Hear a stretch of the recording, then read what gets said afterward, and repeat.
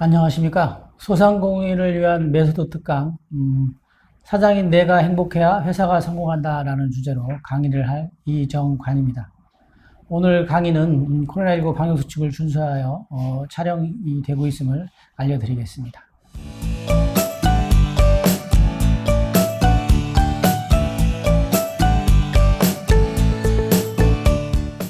사장이 행복해야 회사가 성공한다. 우리나라 산업의 한 70% 이상을 차지하고 있고, 소상공인으로 보면 한 90% 이상을 차지하고 있는 서비스업에 종사하는 종사자들을 대상으로, 또 우리 대표님들을 대상으로 관련돼서 알아보는 내용입니다. 강의 순서는 고객 응대 마인드부터 고객 응대 관련 기본과 요령을 이야기를 좀 하고요. 그 다음에 사업을 하면서 초심을 잃지 않는 방법, 또 가슴 뛰는 사업을 하면서 가슴 뛰는 비전을 만들어서 지속적인 성장을 하기 위한 여러 가지 방법들. 그 다음에 고객 서비스업의 경우에는 고객의 소리를 많이 듣고 있는데, 고객의 소리를 허투루 듣지 않고 마음으로 들어서 경영에 반영하고 해서 지속적인 성장의 기반으로 삼는 그런 방법들에 대해서 알아보는 시간을 갖도록 하겠습니다. 가장 먼저 본격적인 강의 들어가기에 앞서 3명의 석공 이야기를 잠깐 전해드리도록 하겠습니다. 이 이야기는 1666년 런던 대화재 때 있었던 이야기를 이렇게 전해주는 이야기인데요. 그때 대형 화재로 인해서 런던 시내가 한 80% 정도의 소실이 있었다고 합니다. 그 중에는 성 바오로 성당도 포함이 됐었고요. 그래서 그때 당시 그런 화재로 인해 소실됐던 것들을 재건축하기 위해서 큰 대형 성당을 재건축하기 위해서 여러 일꾼들이 모였었고, 거기에 이제 석공들이 일을 하고 있었는데, 거기에 관여했던 건축가가 지나가면서 3명의 석공에게 물어봤다고 합니다. 왜 이 일을 하시느냐라고 물어봤다고 합니다. 그랬더니 한 명은 그냥 아무 생각 없이 열심히 돌만 망치로 두드리고 있고, 또 한 명은 대답을 나는 밥을 벌어먹기 위해서 하고 있다라고 이야기를 했다고 합니다. 또 한 명은 나는 이 돌을 다듬어서 웅장한 성당을 만드는데 기여를 하고 있다. 그래서 나중에 웅장한 성당이 완성됐을 때 나는 너무나 행복감을 느낄 것이다. 이런 마음을 갖고 일을 하고 있다고 한답니다. 과연 이 세 사람의 어떤 생각, 마인드는 과연 어떤 결과를 낳았을까요? 아마 일을 하면서 마지막에 이야기한 그 석공의 이야기는 아마 즐거움과 또 어떤 만족감과 이런 것들이 가득했을 겁니다. 그래서 일이 즐거웠었겠죠. 그렇지만 첫 번째나 두 번째 이야기한 사람들은 그냥 마지못해 일을 하고 먹고 살기 위해 일을 하기 때문에 재미보다는 시간 때우는 위주로 일을 했지 않았을까, 이런 생각을 합니다. 그렇게 했을 때 과연 결과는 어땠을까요? 아마 많이 달랐겠죠. 그래서 우리가 어떤 일을 할 때, 모든 일에 어떤 일을 할 때 어떻게 생각하느냐에 따라서, 행동하느냐에 따라서 결과는 달라진다고 보여집니다. 이건 비즈니스도 마찬가지. 우리 사장님들이 사업하는 비즈니스도 마찬가지입니다. 내가 처음에 어떤 마음을 먹고 어떻게 생각하고 있느냐에 따라서 그에 따른 행동과 태도가 나타나게 되어 있습니다. 그래서 상당히 중요한 부분이죠. 이건 단순히 비즈니스뿐만 아닙니다. 우리 일상에서도 마찬가지죠. 네, 그렇습니다. 직장 생활에서도 마찬가지고 그렇다고 보여집니다. 그러면 과연 우리 서비스업에서 종사하는 사람들, 우리 사장님들 뿐만 아니라 종업원들까지 포함을 해서 고객 응대 마인드를 어떻게 갖고 있느냐. 고객을 일반 그냥 나의 돈벌이 수단으로 생각하고 있느냐. 아니면 진짜 고객은 나의 영원한 동반자로 내가 제공하는 메뉴나 그 제품을 선택해주고 구매해서 평생 같이 할 수 있는 사람으로 생각하느냐에 따라서 많이 달라질 거라고 저는 생각을 합니다. 그래서 고객을 응대할 때 어떤 마음으로 임하느냐에 따라서 결과는 달라진다. 그 이전에 사실은 생각을 어떻게 하느냐에 따라서 태도가 달라지기 때문입니다. 그래서 우리는 항상 그 서비스업을 종사하는 종사자뿐만 아니라 모든 사람들, 모든 일에 있어서 어떻게 생각할 건가 생각부터 바로 잡아서 행동으로 이어지는 그런 게 매우 중요하다라고 아셔야 될 것 같습니다. 생각에 따른 차이를 한번 비교해 보도록 하겠습니다. 식당이 두 군데가 있는데요. A라는 식당, 또 B라는 식당이 있습니다. A라는 식당의 사장님은 좋은 재료로 정성껏 준비해서 고객들한테 메뉴를 제공하고 싶어 합니다. 그래서 고객들이 먹는 모습에 보고 즐거워하고 기뻐하고 만족해하고 이렇게 하고 있죠. 그러나 또 B라는 식당이 있습니다. B라는 식당의 사장님은 어떻게든 저렴한 재료로 이윤을 극대화하려고 노력을 합니다. 그러다 보면 사실은 고객 응대하는 부분에 있어서 상당히 미흡한 부분이 많이 발생을 하겠죠. 고객을 돈으로 볼 수 있는 거고요. 그런 여러 가지 문제가 발생이 될 거라고 보여집니다. 과연 이 두 식당의 차이는 무엇일까요?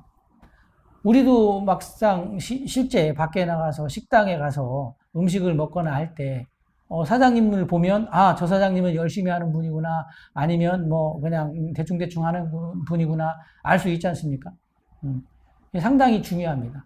그래서 어떤 생각을 갖고 하느냐의 차이는 이렇게 정반대의 결과가 나온다라고 생각을 하고 있습니다.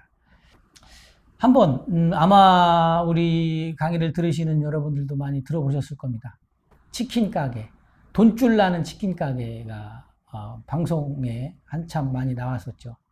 유명 연예 프로그램도 거기 가서 유재석 씨도 가서 막 촬영도 하고 막 그러던데, 요 이야기는 사실 그렇습니다. 코로나19로 인해서 상당히 어려움에 처해서 이 치킨 가게도 매출이 거의 없고 뭐 파리만 날릴 때였다고 합니다. 우연히 밖에 나가서 길거리를 보고 있던 사장님이 길거리를 지나가는 조그만 아이들, 학생들을 보고 있었는데 형제가 지나가고 있었다고 하죠. 그런데 동생은 자꾸 치킨을 먹고 싶다고 형한테 이야기를 합니다.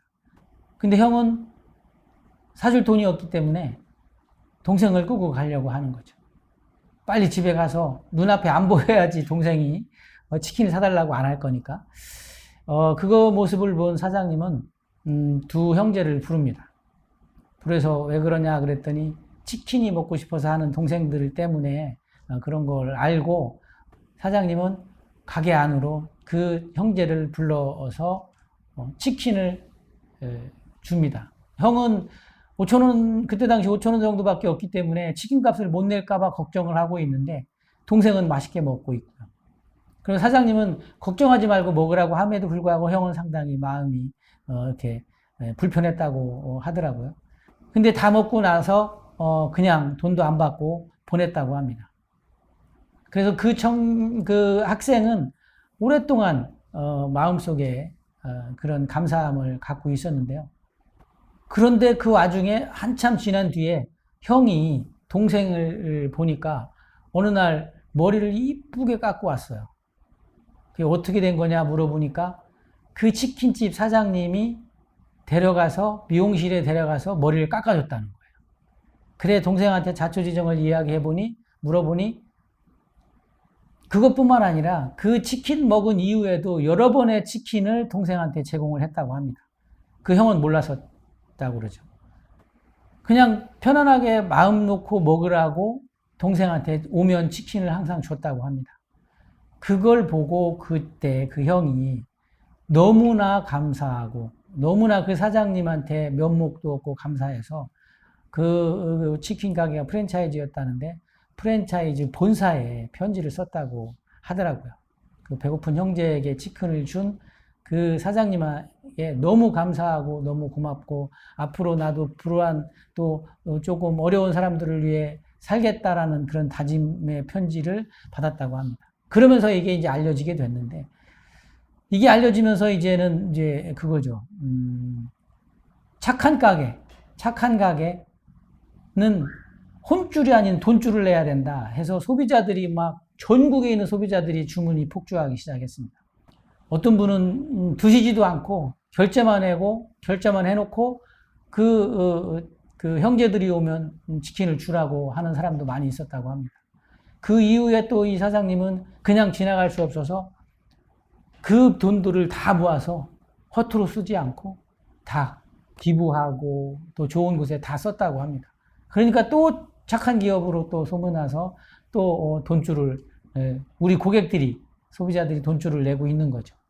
사장님들이 어떤 생각을 갖고 어떤 마인드로 어떻게 장사를 하느냐에 따라서 고객들은 금방 알거든요. 또 그런 게 있지 않습니까? 착한 기업이나 가게에 돈을 쓰고 갑질이나 하는 그 악덕 기업을 대상으로는 불매운동을 촉구하는 가치 소비가 계속 늘어나고 있는 추세입니다. 요즘 특히 젊은 세대들은 그게 명확합니다. 요새 MZ 세대라고 하지만 명확합니다.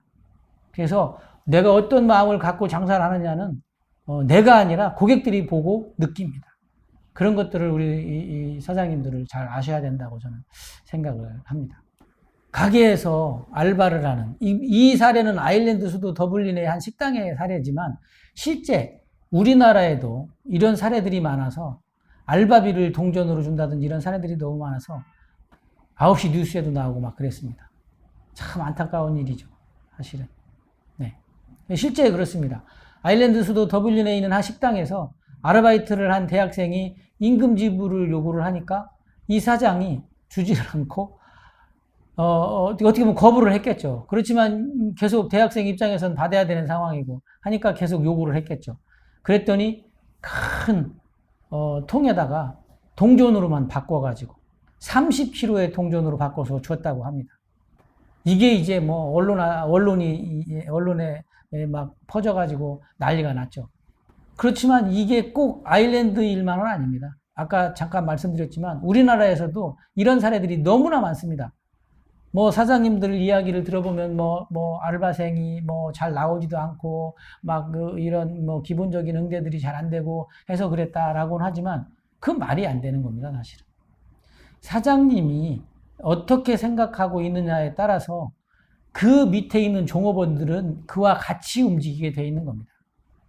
종업원이 이 문제에 있어서 제가 봤을 때는 그 종업원도 문제 있을 수 있겠지만 사장님이 더 문제 있다고 보여지거든요. 어떻게 그 알바비나 그 인건비를 동전으로 줄 생각을 하겠습니까? 참 안타까운 상황이죠. 이런 겁니다. 앞에 말한 그 치킨 가게, 선한 우리 치킨 가게, 돈줄 맞고 있는 우리 선한 치킨 가게가 있는 반면에 이렇게 알바비를 동전 30kg로 바꿔서 준 악덕 사장도 있는 겁니다. 과연 우리 사장님들은 어느 쪽이실까요? 네, 당연히 첫 번째 어려운 청년들, 학생들에게 도움을 주고 꿈을 주고 있는 사장님일 거라고 저는 믿습니다. 네, 과연 이 두 분의 생각은 어땠을까? 사실 이 이야기를 들으면서 많은 고민을 했었습니다. 사실 물론 안타까움도 있지만 참 그렇게 할 수밖에 없는 뭐 어려움도 있었겠지만 좀 안타까움이 크죠. 사실은 우리는 이 두 가지 사례를 보지만 우리는 기본적으로 아까 잠깐 말씀드렸지만 특히 소상공인들의 90%는 서비스업입니다. 서비스업은 우리나라 대부분의 종사자들 뿐만 아니라 일상 생활을 하는 고객들도 서비스업에 종사하는 분들도 많습니다. 그렇기 때문에 제가 알기로는 우리나라 서비스업이 한 89년, 80년대 후반, 90년대 초 가전업계에서 큰 혁신을 이루면서 상당한 발전이 됐다고 알고 있는데 그 이후에 너무나 많은 발전이 있어서 고객들의 요구사항을 우리 이 사장님들이 따라가기 어려울 정도죠. 뭐 일반 대기업도 따라가기 어려울 정도의 고객의 요구사항들이 많이 있으니까요. 그런 상황에서 과연 우리는 고객 응대에 가장 기본이 되는 게 뭐냐? 고객 서비스, CS 교육 프로그램들이라든지 교육을 보면 거의 대부분 행동, 표정, 인사, 이런 것들을 가지고 이야기를 많이 합니다. 사실. 표정은 어떻게 해야 된다, 태도는 어떻게 해야 된다, 인사는 어떻게 해야 된다, 또 옷은 어떻게 입어야 된다, 말은 어떻게 해야 된다. 이런 것들이 계속 교육되어지고 반복적으로 많이 물론 뭐 서비스업은 많이 제가 봤을 때는 품질이 상당히 향상됐다고 생각을 합니다. 그럼에도 불구하고 끊임없이 이루어지는 것들이 서비스 교육이죠. 당연히 뭐 제품을 생산하고 판매하는 모든 기업이나 소상공인은 서비스 마인드, 고객 응대 마인드는 기본으로 가져야 되기 때문에 그만큼 중요하기 때문에 그렇다고 저는 생각을 합니다. 그런데 우리 고객 응대의 기본 중에서 가장 중요한 건 첫 번째, 표정, 태도, 인사, 맵시, 말시도 중요하지만 그보다 첫 번째가 마음씨입니다. 마음씨. 아까 처음에 이야기했죠. 어떤 생각을 하고 있느냐에 따라서 결과물은 달라진다 라고 말씀을 드렸습니다. 내가 어떤 마음으로 고객을 응대하느냐에 따라서 표정, 태도, 인사, 맵시, 말시 다 달라질 수 있습니다. 고객을 그냥 우리가 흔하게 이야기하는 봉으로 알고 고객을 돈으로 생각하고 응대를 한다면 당연히 달라지겠죠. 하지만 진정으로 고객에게 감사한 마음으로 마음씨를 가지고 고객과 함께 평생 같이 하려고 하는 마음을 갖고 고객을 응대한다면 아마 전혀 다른 표정과 또 전혀 다른 태도, 또 인사, 맵시, 말씨들이 이루어질 거라고 생각을 합니다. 그래서 저는 보여지는 건 물론 중요합니다. 처음 보고 판단할 때 보여지는 모습을 보고 판단할 거니까요, 고객들은. 하지만 가장 중요한 건 그 내면에 있는 마음씨가 중요하다고 생각을 합니다. 항상 감사하는 마음, 즐거운 마음, 봉사하는 마음을 갖고 고객을 응대해야 표정도 밝아지고 태도도 바라지고 인사도 정중해지고 항상 미소로 고객을 바라봐주고 옷도 마찬가지입니다. 깔끔하게 여매고 항상 고객을 응대하고 말씨 또한 상냥해지겠죠. 그건 기본이라고 저는 생각을 합니다. 매우 중요한 기본입니다. 가장 중요한 마음씨를 어떻게 갖고 있느냐. 나머지 표정, 태도, 인사, 맵시, 말씨는 그 다음입니다. 무엇보다 중요하다. 여러 번 강조해도 지나치지 않다라고 말씀을 드리고 싶습니다.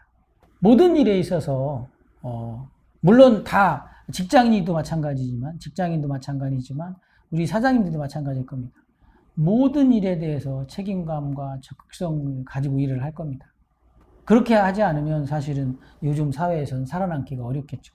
하지만 그런 기본적으로 책임감과 적극성은 필요하지만 다음으로 중요한 건 뭐냐면 특히 고객 서비스업에서 가장 중요한 건 센스와 풍부한 인간미를 갖춰야 된다는 겁니다. 그게 가장 중요하다고 저는 생각을 합니다.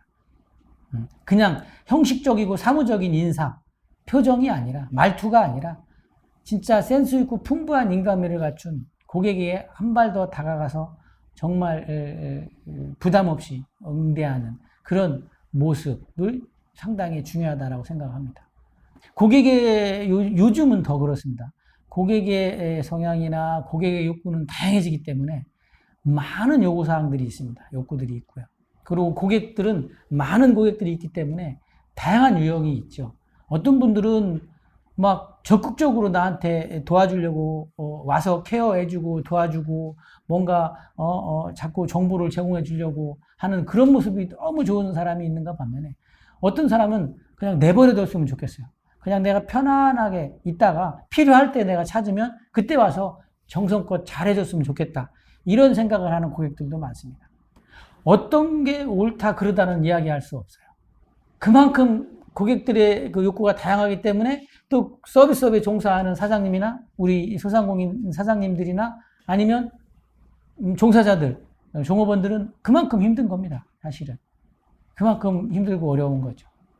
그래서 고객을 응대할 때 지나치지도 좀 부족하지도 않게 적당하게 응대하는 게 중요한데 말로는 쉽죠, 사실은. 실제 하지만 실생활에서는 저도 어렵습니다. 실제 소상공인들 마찬가지 쉽지 않은 겁니다. 그렇기 때문에 끊임없이 고객의 어떤 그 소리를 듣고 계속 개선하고 발전하고 또 부족한 걸 계속 교육을 통해서 성장시키고 하지 않겠습니까? 그렇다고 보여집니다, 저는.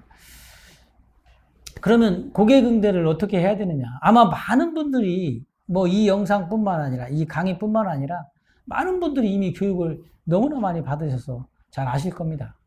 그래서 저는 뭐 많이 이렇게 그걸 가지고 막 많은 시간을 이야기하지는 않겠습니다만 상당히 중요한 부분만 몇 가지 이야기를 하겠습니다.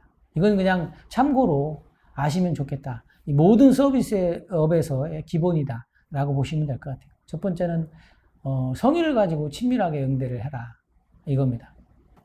옛날은 친절이라고 이야기를 많이 했습니다. 근데 지금은 좀 친밀하다라고, 친밀하게라고 이야기를 많이 합니다. 고객에게 친밀하게 다가가서 너무나 친절하게 다가가면 오히려 고객은 부담을 가질 수 있기 때문에 친밀하게 다가가서 성심성의껏 응대를 해야 된다는 겁니다. 내가 아는 만큼 성심성의껏 응대를 해야 된다. 아주 중요하죠. 또 하나는 아까 이야기한 친절한 마음씨를 항상 잊지 말고 가지고 있어야 됩니다. 그래야지 내 생활, 내 태도나 이런 인사나 말씨가 달라지기 때문입니다. 매우 중요하죠. 친절한 마음씨를 잊지 말아야 한다. 또 한 가지는 상품 지식을 충분히 갖추고 확실히 응대해야 됩니다. 고객이 물어봤을 때 명확하게 대답해 주지 않고 얼버무린다든지 잘 모른다면 그와 같이 고객한테 전문성 떨어지는 모습을 보여주는 게 없습니다. 본인이 판매하고 있는 상품과 본인이 제공하고 있는 서비스에 대해서 충분히 알지 못하고 고객을 응대하지 못한다면 고객은 금방 알거든요. 그러면 기본이 안 돼 있는 거죠. 내가 판매하고 있는 상품에 대해서 모든 걸 이해하고 있고 고객이 궁금해하는 걸 모든 걸 다 해결해 줄 수 있는 그런 충분한 지식을 갖고 있어야 된다고 저는 보여집니다. 그래서 확실하게 응대하고 만약에 했는데 요즘은 기능이 너무 많다 보니까 너무 어려울 수 있습니다. 그런 경우에는 솔직하게 인정을 하는 겁니다. 죄송합니다. 제가 다 알겠는데 요 기능에 대해서는 잘 모르겠는데 요 기능은 확인해서 다시 한번 알려드리겠습니다라는 그런 어떤 응대가 필요한 부분이죠. 어떻게 다 모든 수십만 수십만은 아닐 수 있겠네요. 수백 가지의 상품군이 있을 수 있는데 그걸 어떻게 다 알겠습니까? 모를 수도 있는 부분이 있죠. 그렇지만 솔직히 인정하고 이 부분에 대해서는 모르니 확인해서 좀 더 자세하게 알려드리겠다. 이렇게 이야기하는 응대가 중요하죠. 상품 지식 서비스 어떤 지식이 중요하지만 다 알 수 없기 때문에 그 다음에 그렇게 이야기를 해도 충분히 고객들은 수긍을 하신다라는 겁니다. 다음으로는 고객의 이름, 성향을 빠르게 파악을 해야 됩니다. 이분이 이게 엊그제도 왔다 간 분인데 이분이 누군지도 잘 모르고 어떤 가게 가면 제가 그런 적이 있었습니다. 어딜 갔는데 저를 너무 막 친절하게 대해줘요. 근데 저는 그 가게를 처음 갔거든요. 근데 사장님은 아니래요. 지난번에 한번 오셨었죠? 이렇게. 물론 그런 경우도 있겠지만 많은 부분들이 그분들 같은 경우는 한 번 오셨던 고객들을 웬만하면 잊지 않고 알아주는 그런 사례들이 많습니다. 3번, 4번 갔는데도 불구하고 잘 못 알아보는 사장님도 물론 계신데 과연 그게 맞냐? 글쎄 그건 저는 아니라고 보이거든요. 그래서 고객이 한번 방문하면 그 고객의 이름까지는 모르더라도 최소한 성향, 유형 어느 정도는 파악하고 있는 게 좋다. 고객의 정보를 많이 파악하면 할수록 내가 그 다음에 응대할 때 너무나 친밀하게 응대가 가능하다. 이렇게 저는 보여집니다. 그래서 매우 중요하다고 생각을 합니다. 다음은 약속은 반드시 지켜라. 아까 이야기했죠. 내가 다 할 수는 없어요. 일부 모를 수도 있습니다. 그럴 때 고객한테 좀 더 내가 자세하게 알아서 설명해 드리겠다 아니면 알려드리겠다라고 했다면 분명히 그 약속은 지켜줘야 됩니다. 어떤 분들은 고객은 오늘까지 하기로 했는데 오늘 밤이 돼도 12시가 돼도 전화가 안 오고 그 다음날도 전화가 안 오고 그런 경우가 많습니다. 그래서 고객들이 그냥 아무 말 없이 떠나가는 사례도 많습니다. 저 또한 그렇거든요. 어떤 약속을 받으면 그 약속을 언제나 올까 기다리고 있거든요. 그 약속을 받고 해소됐을 때 만족감을 갖고 있기 때문에 그렇습니다. 그래서 고객과의 약속은 꼭 지켜야 된다. 마지막으로 중요한 거죠. 변명은 절대 해서는 안 된다. 아까 이야기했죠. 잘 모르겠으면 또 실수를 했으면 그대로 인정을 해야 됩니다. 그리고 그걸 반복되지 않게 하면 되는 겁니다. 그래서 변명은 절대 해서는 안 된다라고 생각을 하고 있습니다. 그래서 고객응대는 고객과 춤을 추듯이 해야 됩니다. 페이스를 맞추고 보조를 맞춰가면서 때로는 리드하면서 고객과 춤을 추듯이 하는 게 고객응대입니다. 가장 중요합니다. 서비스업에 종사하는 사장님이나 종업원들이 고객을 무시하고 고객을 리드하려고만 한다고 하면 그 응대는 바람직한 응대는 아닙니다. 고객에게 보조를 맞춰주면서 때로는 리드하지만 때로는 배려로 고객에게 편하게 해주는 그런 게 가장 중요하다. 그래서 저는 항상 이 말을 중요하게 생각합니다. 고객 응대는 고객과 춤을 추듯이 하라 라고 이야기를 합니다. 보조를 맞추고 때로는 리드해주고 때로는 배려해주고 이런 마음이 가장 중요하다라고 보여집니다. 네. 또 이제까지 저희가 보면 그렇습니다. 서비스업뿐만 아니라 우리 소상공인들이 대부분 그렇습니다. 저도 실제 전통시장에 창업을 지원하는 청년물 조성 사업단을 운영을 해보고 청년상인 창업 지원 사업을 운영을 해봤습니다만 청년들이 창업자들이 처음에 창업을 준비하면서 창업을 이라는 마음을 갖고 창업을 해야 되겠다는 마음을 갖고 창업을 준비하면서 막 들었던 그런 꿈과 목표 그런 마음들이 창업을 한 이후에 점점 없어져 가는 모습을 많이 봤습니다. 그러다 보니까 결국은 고객 응대까지도 큰 영향을 미치는 사례들이 많았죠. 뭐 이런 응대하는 측면에서 보면 뭐 고객은 뭐 거의 안중에 없을 정도로 자기 일만 집중해서 고객은 쳐다보지 않을 정도로 초심을 잃은 창업자들도 많이 봤습니다. 과연 그런 창업자들이 지속적으로 성장하고 오래 갈 수 있을까요? 저는 그렇지 않다고 봅니다. 실제 현장에서 그렇게 해서 실패한 사례를 많이 봤습니다. 그와 반대로 또 초심을 잃지 않고 꾸준히 성장해가는 창업자들도 많이 봤습니다. 실제 제가 창업을 시켰던 청년 상인들 중에도 그런 청년 상인들이 있습니다. 어떤 청년 상인들은 처음에 열심히 하던 것과 달리 몇 개월 지나니까 완전히 초심을 잃어버려가지고 고객들에게 받아서 폐업을 하는 사례도 많이 봤고요. 아직까지도 초심을 잃지 않고 열심히 이 사업을 해나가서 승승장구하는 청년 상인도 봤습니다. 그 청년 상인은 가끔 저한테 전화도 오고 같이 식사도 하는데 그 청년 상인한테 항상 하는 이야기가 있습니다. 그게 뭐냐면 초심을 잃지 말아라 였습니다.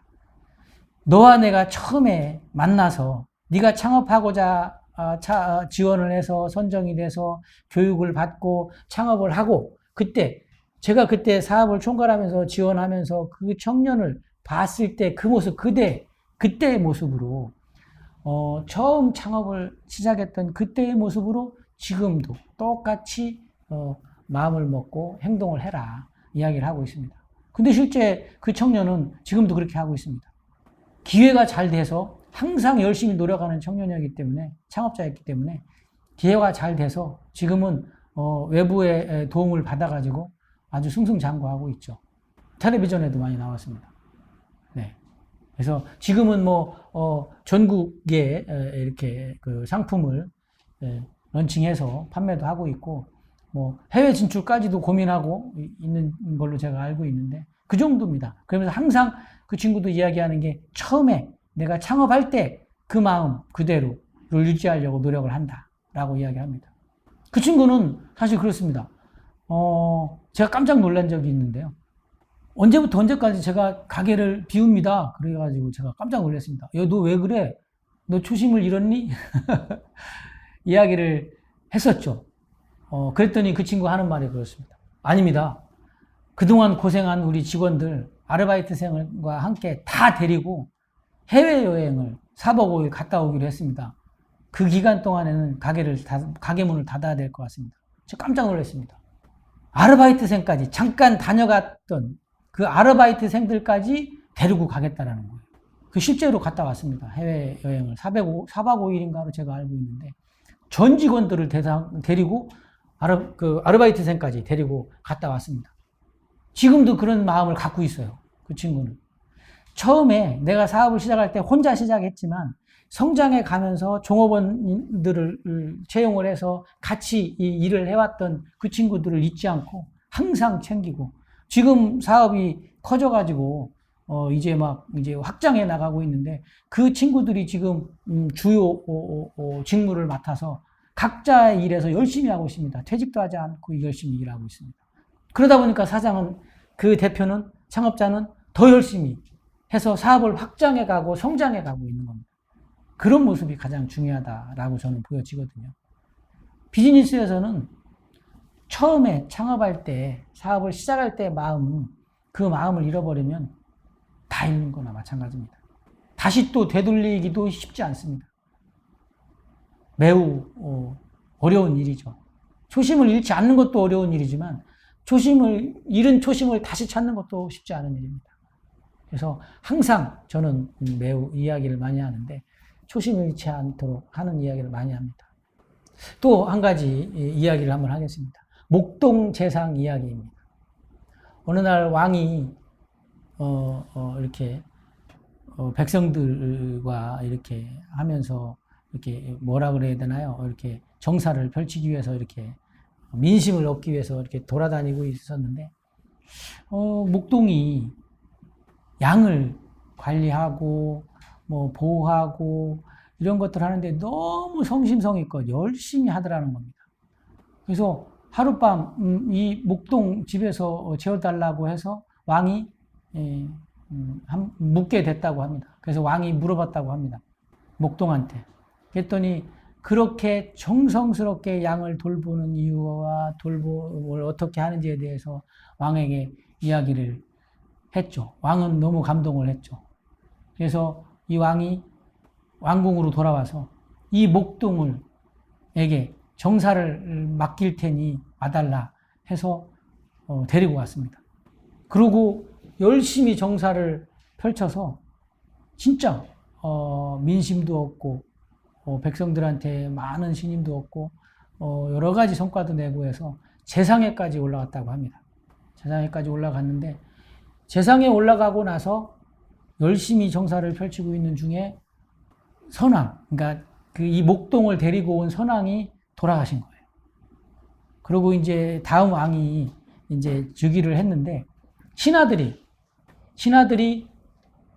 이제 너무 잘 나가니까 질투를 하고 음해를 하기 시작을 해서 이 재상을 아주 못된 뇌물을 받고 막 하는 그런 못된 사람으로 계속 임금한테 왕한테 이렇게 올려가지고 왕이 직접 조사를 하라 이렇게 이야기를 또 물어보고 재상한테 물어보고 이야기를 했다고 합니다.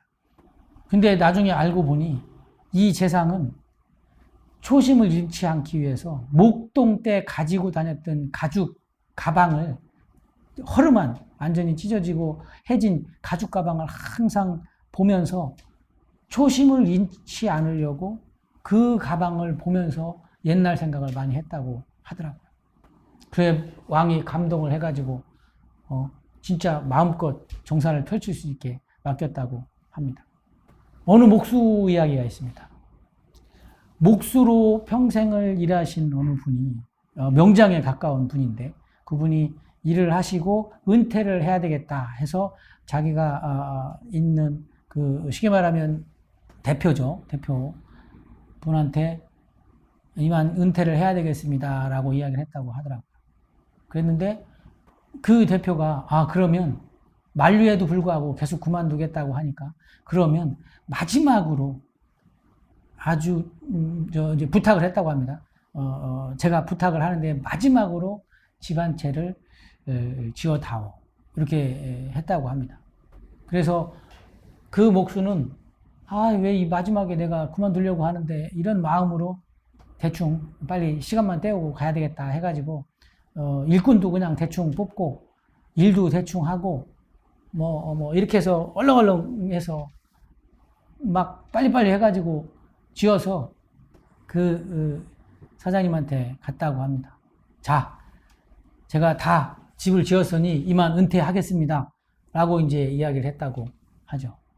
그랬더니 그 사장님이 집 열쇠를 주면서 이거는 너의 집이니 너의 집에 가서 잘 살아라 라고 조금 전 목수가 지었던 그 집의 열쇠를 주었다고 합니다. 이 목수가 어떻겠습니까? 그간 열심히 일해서 내가 이렇게 은퇴까지 와서 그 목수로서의 어떤 최고의 명예를 누리면서 해왔던 사람이 마지막에 초심을 잃고 그 사장님의 부탁을 그냥 허투루 듣고 초심을 잃고 집을 너무 허술하게 진 그 집을 선물로 받았을 때 느낌이 어떻겠습니까? 만약에 본인이 살 집이었다고 했었으면 그렇게 하지 않았겠죠. 그래서 그 목수는 후회하고 한탄을 했다고 합니다. 그게 과연 이 두 가지 이야기를 다 봤을 때 초심을 잃으면 어떤 결과가 나오는지에 대해서 알 수 있는 하나의 사례였습니다. 제가 잘 이야기를 원래 잘하는 사람인데 오늘은 잘 안 되네요. 하여튼 그렇습니다. 초심을 잃으면 모든 걸 다 잃는다. 비즈니스에서도 내 생활에서도 내 삶에서도 마찬가지입니다. 매우 중요하다라고 보여집니다. 이 기사는 SBS 골목식당에 나왔던 프로그램들이 계속 이렇게 점검하는 프로그램들도 있고 하잖아요. 갔을 때 보면 백종원 대표가 열심히 가르쳐서 진짜 성공하듯이 또 고객들한테 많은 호응을 받아서 했던 사람들이 조금 지나니까 초심을 잃어서 엉망이 된 사례들을 많이 방송에서도 봤는데 그런 모습을 보면서 참 저도 참 대단하구나, 참 안타깝구나 이런 생각을 많이 들었었습니다. 비즈니스에서는 매우 중요한 사례들이고 기사입니다. 우리 지금 강의를 듣고 있는 분이 사장님이라면 과연 나는 초심을 잃지 않고 지금 잘하고 있는가 한번 고민을 해보시기 바랍니다. 저는 매우 중요하다고 보여지고, 그러면 우리가 초심을 잃지 않으려면 어떻게 해야 되느냐? 우리 사장님들이 초심을 잃지 않으려면 한 가지죠. 내가 처음에 창업을 시작할 때 어떤 마음으로 시작을 했느냐를 되새기면 됩니다. 그때 목표가 나는 뭐였었고, 그때 비전이 나는 뭐였었는지, 이런 걸 되새기면 됩니다. 그래서 그때 가슴 뛰던 목표를 다시 한번 되새기면 충분히, 물론 완전히 초심으로 갈 수 있으면 좋겠지만, 그렇지 않다 하더라도 초심으로 돌아갈 수 있는 기회, 시간은 충분히 가능하다라고 저는 보여집니다. 그래서 초심을 잃지 않으시려면 가슴 뛰는 비전을 만들어야 된다라는 생각을 저는 합니다.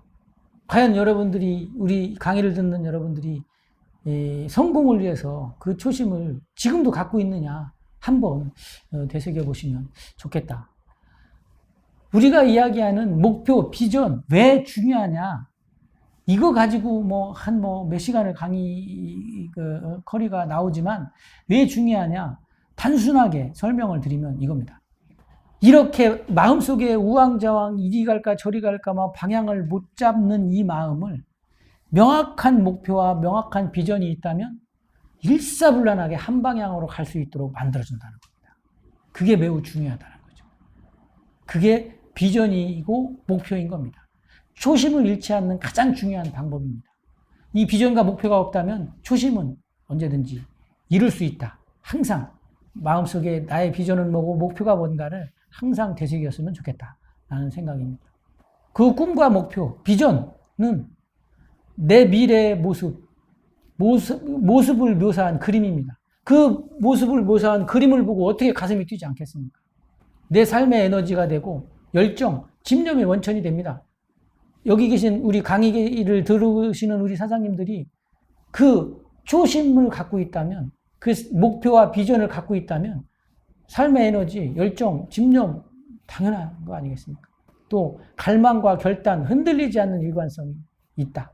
생긴다 이겁니다. 흐트러지지 않는 삶이 된다. 흐트러질 것 같으면 이 비전을 통해서 다시 바로잡고 이렇게 된다는 겁니다. 이게 꾸준히 일상에서도 이루어진다라고 보여집니다. 그래서 항상 중요합니다. 초심을 잃지 않으려면 항상 중요한 건 이 꿈과 목표, 비전이 있어야 된다. 비전이 없다면 당연히 어느 방향으로 내가 어떻게 하지? 이런 것들에 대한 고민이 많은 거죠. 그렇습니다. 그래서 내 비전과 목표는 내 최종 목적지이지만 내가 가는 방향의 이정표가 될 수 있는 겁니다. 살아가는 방향을 제시하고 강한 행동력을, 원동력을 주고 달성의 기쁨과 성취의 기쁨도 주고 자기 제어, 통제가 가능합니다. 자기 통제가 가능해지겠죠. 내가 이렇게 어긋나면 안 되겠구나. 이런 자기 통제가 가능한 겁니다. 또 사고를 집약시켜주고 집중력을 향상시켜준다라는 겁니다. 중요하죠. 그래서 저는 그렇게 생각합니다. 성공 비즈니스의 첫걸음은 초심을 잃지 않는 것이다. 또 한 가지, 고객의 소리를 마음으로 듣는 것이다. 고객은 다양한 욕구를 갖고 있지만 그 다양한 욕구를 마음으로 들어서 고객의 불편을 해소해 주는 것만이 성공 비즈니스의 첫걸음이다. 그런 마음 자세를 갖고 있어야지만 우리 사장님들도 성공할 수 있고 지속적으로 성장할 수 있다라고 저는 보여집니다. 네. 그래서 오늘은 여기까지, 시간이 좀 짧아서 아쉽긴 합니다만 여기까지 강의를 하고요. 다음에 기회가 된다면 진짜 우리 열심히 최선을 다해서 지속 성장할 수 있도록, 또 비전과 목표를 설정해서 내가 성공으로 갈 수 있는 비즈니스를 할 수 있는 그런 어떤 공유하는 시간을 가졌으면 좋겠습니다. 네, 오늘 수고 많으셨습니다. 네, 질의응답을 하려고 했는데 질의가 없는 걸 보니까 강의를 잘한 것 같습니다. 네, 오늘 수고 많으셨습니다. 감사합니다.